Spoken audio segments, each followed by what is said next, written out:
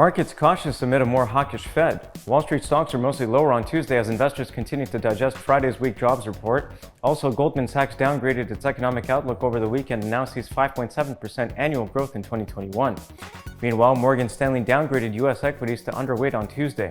Against this backdrop, the S&P 500 fell 0.34%, the Dow Jones Industrial Average dropped 0.76%, while the technology-heavy Nasdaq Composite rose less than 0.1%. Asian equities finished lower on Wednesday as risk sentiment deteriorated further amid the persistent pandemic-related concerns.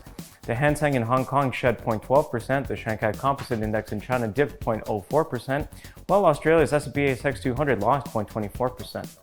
Bucking the trend, Japan's Nikkei 225 gained 0.89% after economic growth for the second quarter was revised up to an annual pace of 1.9% from a preliminary estimate of 1.3%. In Europe, stocks declined as well as amid nervousness over economic growth.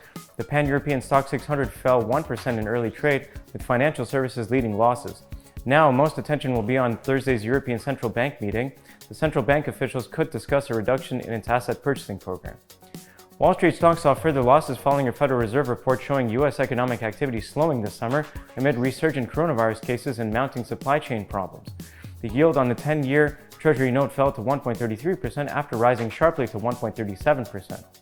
On the positive side, U.S. job openings for July rose to a fresh record high of 10.9 million. Still, the S&P 500 fell 0.13%, the Dow Jones Industrial Average shed 0.20%, and the Nasdaq Composite slid 0.57%. Asian equities were mostly lower on Thursday following another bearish session on Wall Street. Japan extended its emergency measures to combat COVID-19 outbreaks until the end of September. Meanwhile, ratings group agencies say that Evergrande Group looks increasingly likely to default on its debts following news reports that it will delay interest payments on bank loans. Chinese authorities have urged one of China's biggest real estate developers to resolve more than its $300 billion in debt. Still, China's Shanghai Composite managed to erase early losses to finish 0.20% higher. Meanwhile, Tokyo's Nikkei 225 fell 0.68%, Hong Kong's Hang Seng lost 2.02%, and Sydney's S&P ASX 200 declined 1.88%. European futures were 0.7% lower ahead of the opening bell, despite the fresh report showing that Germany's trade balance came in at 17.9 billion euros in July versus 13.6 billion prior.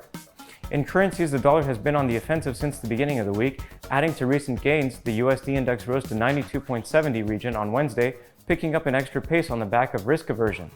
Also, yields of the key US 10-year note climbed to new multi-day highs beyond 1.38%. As such, the euro slipped to the 1.1800 area to finish at 1.1850.